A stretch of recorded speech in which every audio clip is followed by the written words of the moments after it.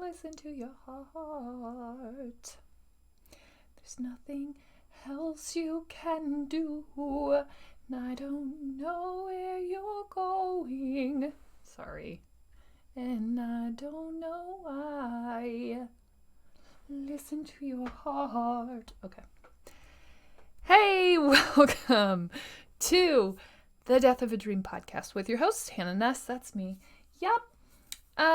So today, my great thing from today, gosh, you know what? I think, honestly, we're about to start decorating for Christmas early. I had kind of been going around in my head, like, do we want to be those people? Do we not want to be those people? I'm kind of all for everybody celebrating and getting on this train early because I don't know if you listened to any of last year's Christmas episodes, but here is the Christmas fangirl.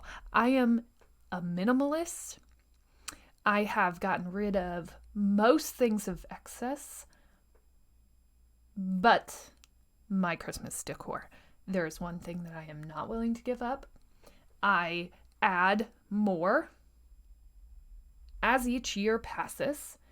And what I would say the amount of totes that I have that are holding like memories and all of my other decorations, seasonal decor, and different things are the equal the amount of Christmas totes that I have in my possession. Just solely Christmas decor. Right? And that seems like crazy, right? I am telling you, I am so excited to put up these happy little Christmas trees. I have this, like, the happiest, most delicious Christmas tree forest that I put up. It's so joyful. It's so meaningful. It's just all the things, and I can't wait to see it. It goes on, like, my favorite shelves that I had built, and there are like so many other things that are just delicious and beautiful and perfect and necessary to continue the survival through these times. And so we are going to decorate early. It will be a little bit weird because we won't have a Christmas tree because we are live Christmas tree people.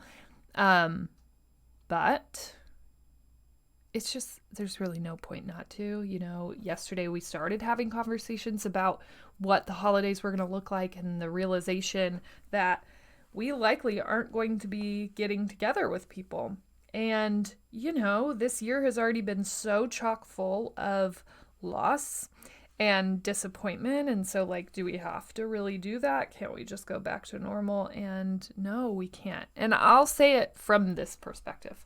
From the perspective of someone who has it, this is what happens. You don't realize that you have it, right? So, like, I could have had it for weeks before. I could have had it for who knows, right? Before I had any symptoms.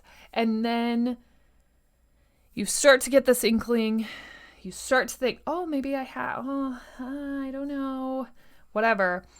And then all of a sudden, you feel terrible, or you feel like specific symptoms, and then you go, oh, could I have it? I guess I should go get tested. Then you go and get tested. Then you start sinking in of like, how long have I had this?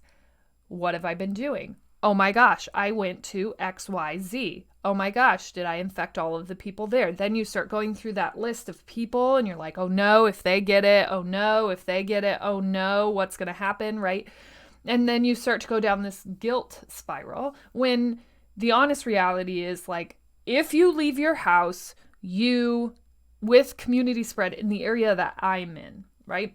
If you leave your house, you have a very high likelihood of getting it. And so yesterday we kind of made what will be probably our last trip out to a grocery store for probably the next 2 or 3 months. And we'll still obviously go to the grocery store, but it will be just online pickup, no contact, no store. And that's hard, right? It's hard to imagine that that's necessary. But it is, and I'll say for me, having had COVID, there is not a chance that I want anyone else in my family to get that sickness. Period. Like, I feel like I had it very mildly, and it still impacted me in devastating ways. So,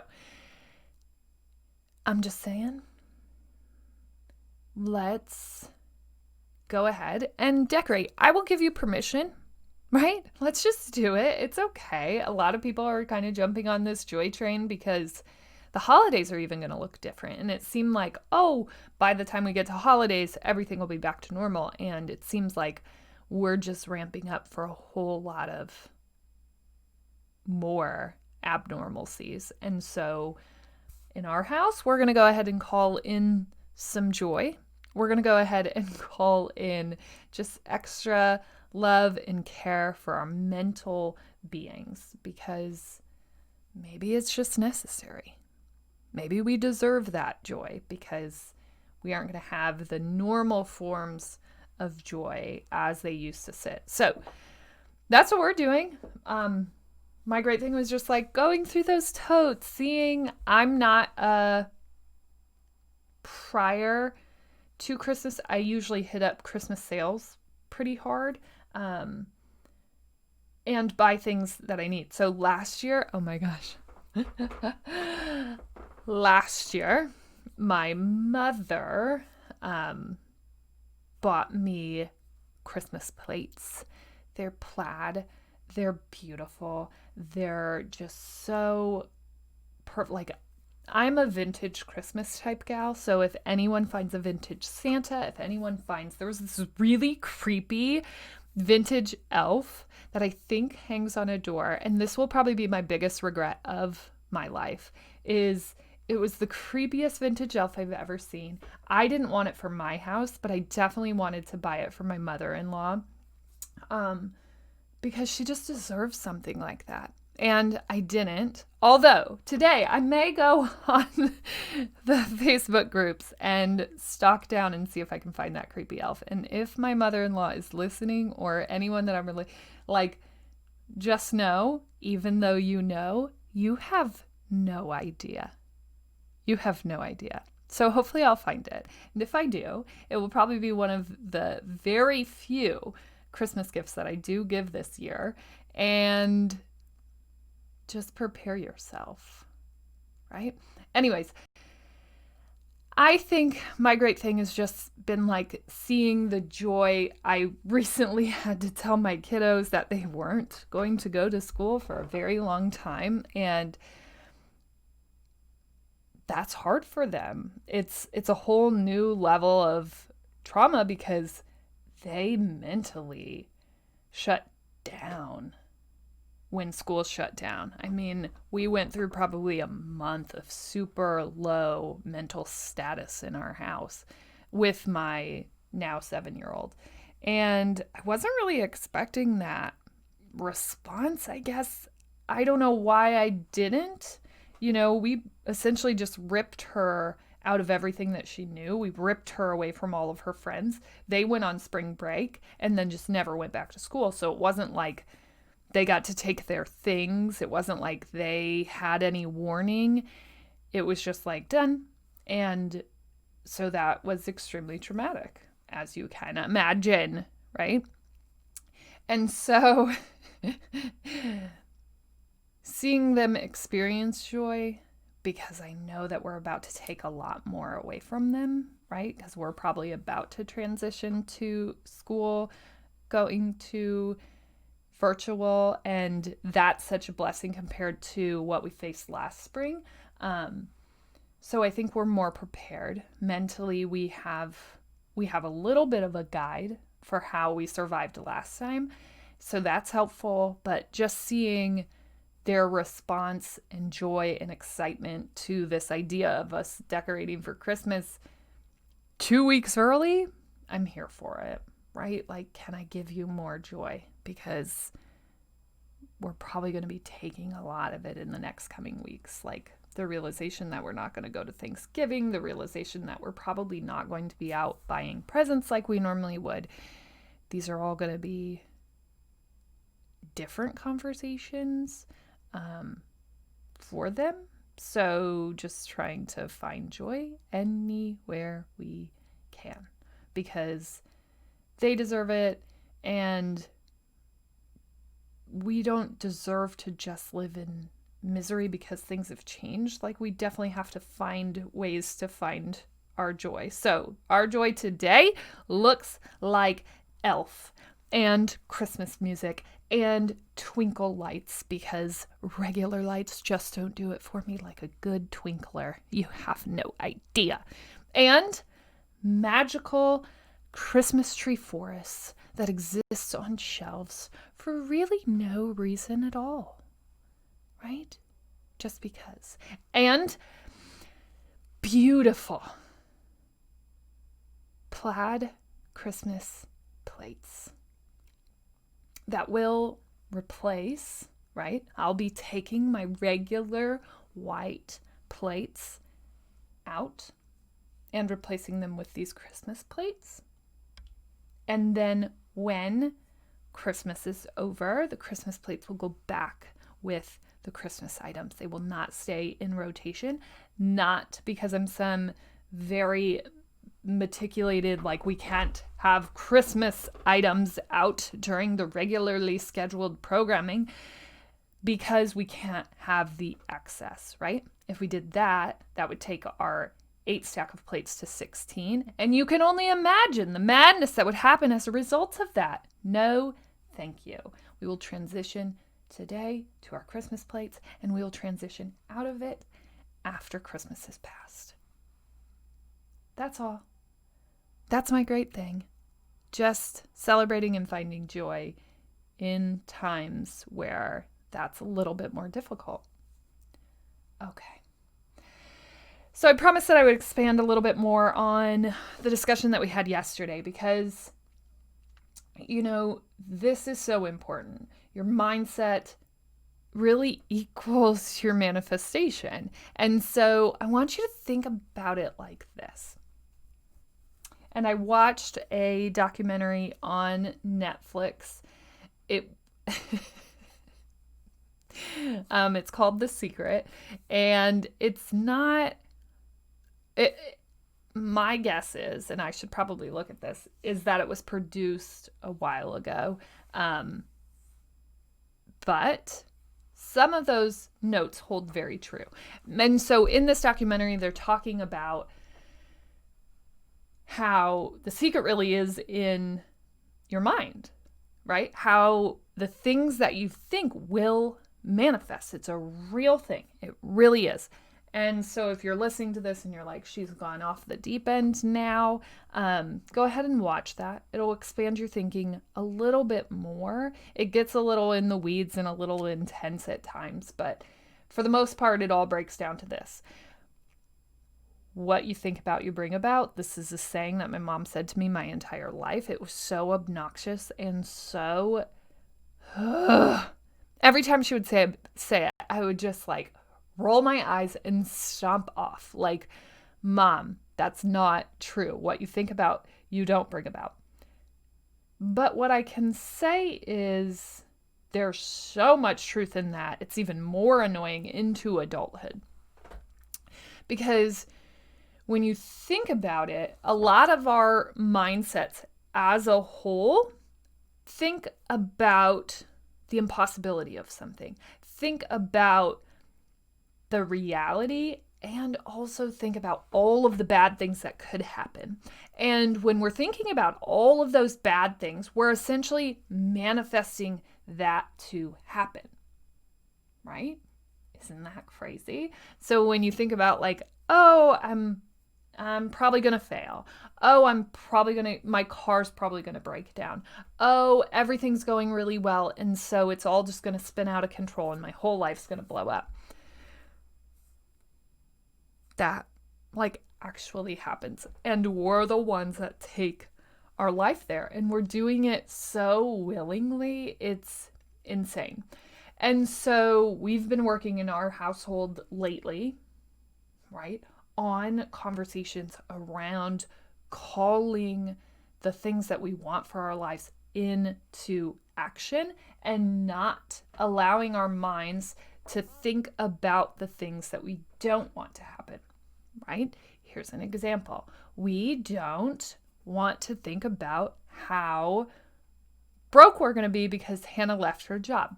What we need to be focusing on is how rich we're going to be because Hanna left her job, because she is expanding and experimenting and finding new opportunities.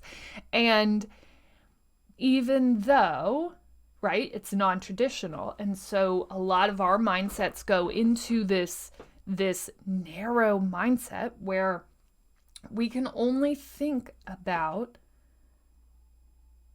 what's going to go wrong. And for the entirety of my journey, my focus has been on what's going to go right. And while that hasn't been easy, because we have survived some very low places, really all of that has been building up to these moments where we kind of weathered that storm, where we broke down, where we thought about how we felt about all the things, about the rebuilding of our identity, about the focus and the intention behind the work that I'm trying to do, and where we want to go with it, and which direction we want to take it. And in all of that energy and action and movement, right, we start to find this new adrenaline.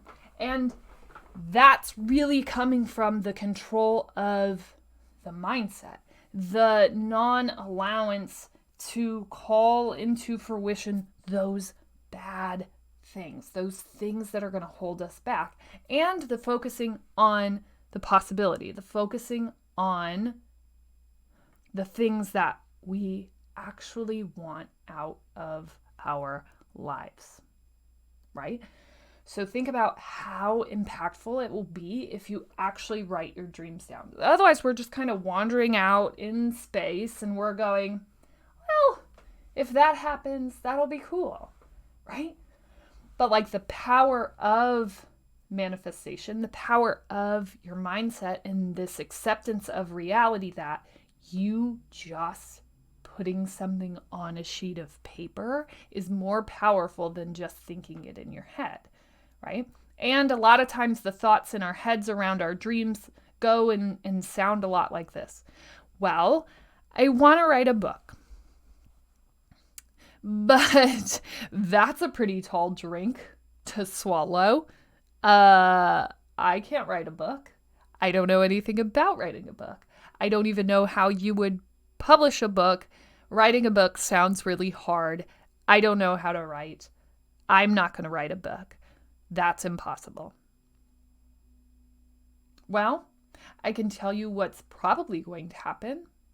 You probably aren't going to write a book. Right? Because all you did right there was protect yourself from the attempt, right? And then load on a whole bunch of limiting beliefs that are going to hold you back from the allowance, and you just called a whole lot of bad things against something that you actually want, which will work in the opposition of where you're trying to go. And so we have to kind of release those bad things, release them and not put energy towards them. I want you to shift all of your energy towards the possibility of this happening. And you'll be amazed how the world really aligns and allows you to follow that direction. I think more than anything, the second that first door kind of opens, your response will probably be more of shock and abandonment of said dream than it will be of like, wow, Hanna was right. This really happens. Your initial reaction is going to be like, whoa, oh no. Oh no, now I have to write the book. Oh no, now I know that this dream is possible. And am I sure that it's the one that I want? And what I can say is, it probably is.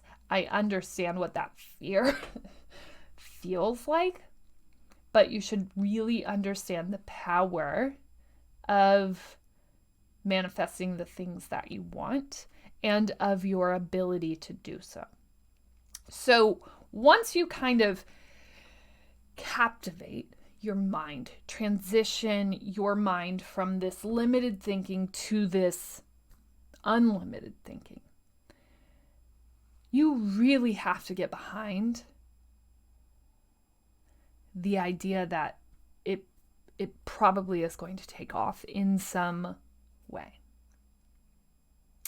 And when it does, what I also want you to prepare for is the escalation of that, the way that the world is going to put things into play that you never really even considered, the way that the world will respond and start to call things out of your life that you didn't expect. And so the moment that you kind of allow yourself, and I like to put a warning on anyone starting to do this work, on anyone deciding that they want to go after their dreams, is this little caveat is like, once you figure out what those are and you start moving towards them, like the world will respond to you, and it happens faster than you would think.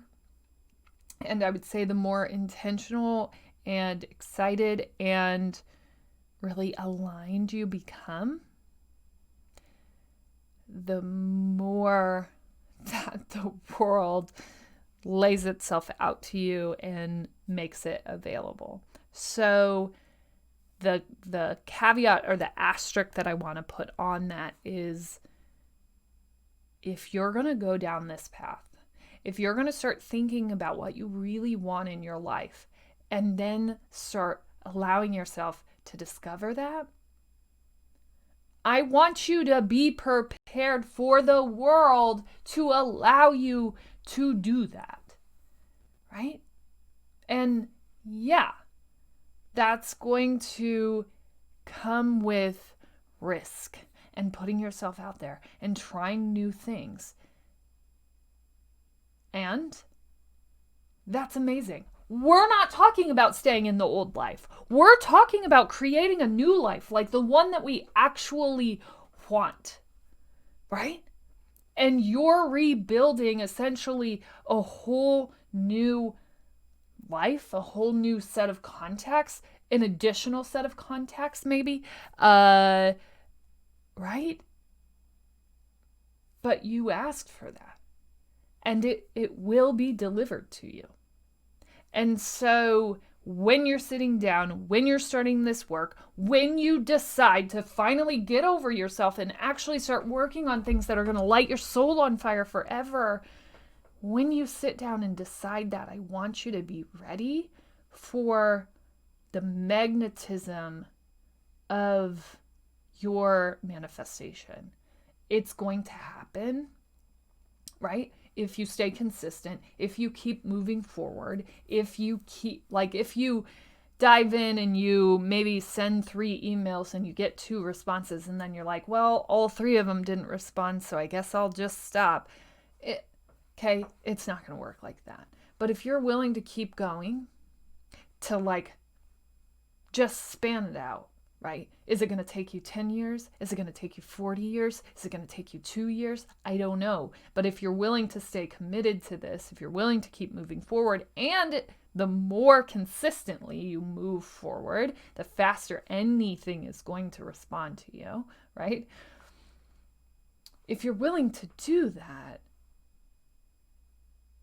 and you're willing to focus on keeping your mindset shifted to this place where you're only calling what you want into fruition. You're not living in this old mindset where you constantly called things you didn't want into fruition, right? Like, how much energy and thought do we put behind the bad things in life, right? Like these conversations. Oh, yeah, I'd love to do that, but I don't want to go broke. I'd love to be an entrepreneur, but I don't want to go broke. Hey, you just called that into your energy space, going broke. in relation to being an entrepreneur, right? Like, nope, that's not allowed into my energy space. I would love to be an entrepreneur, and I would love to see what I could do in terms of finding multiple streams of income as a result of being in control of my time, right? Making money one way is really not something that I'm interested in doing. Never have. Even in my past work life, right? Like I've always had multiple streams of income, and so this just allows me to expand that further. It allows me to stay in control of all of the hours in my week. And while that may be concerning to some people, it's really exciting to me. It allows me creative freedom to control my days. And it allows me new opportunities. It allows me to network and meet new people and find new people. And that allows me to find new opportunities, to find new contacts, to find new things that I can be passionate about that I didn't even know existed, because I spent most of my time just sitting in a cubicle talking about the same things all day, like, which is fine for some people, but really this podcast and this idea is about allowing you to shift into whatever that dream life looks like. And if it is sitting in a cubicle and talking about the same things every day, that's amazing. That just wasn't for me, right? And that's fine. Whatever your dream is, the greatest thing that you can do is really start talking specifically about what those things are. And then start moving. And I suggest moving in the most comfortable fashion, moving on one thing versus all 10, whatever those dreams are. Let's focus on one for right now. Let's get really good at that. And then let's keep moving. But more than anything, you are the controller of your thoughts and your response to any given situation. My response to even negative situations has always been that this is just gearing us up for something amazing. So the more negative, the more crazy, the more whatever, like I have always just called into fruition blessing upon blessing in response to the badness. And so I just get really pumped up about shit going bad. Because I know, because I've seen it happen so many times. And is that happening because it was meant to happen? Yeah, a little bit, but probably it's happening because I start manifesting that. The second that a tire comes off, I'm in my head going, oh yes, here we go. Great things are coming. Great things are going to follow this sadness, right? That's how I want you to think about all things. Your ability to call new, amazing, beautiful things into your life is 100% in your control. Today, you can start focusing on how much of your energy goes into manifesting bad things, right? And it can be small, like, oh yeah, I'd love to go shopping, but I have no money. Okay, but that is manifesting having no money, right? And that's okay, right? That's a normal response. I don't have any money, so I literally, I cannot go shopping.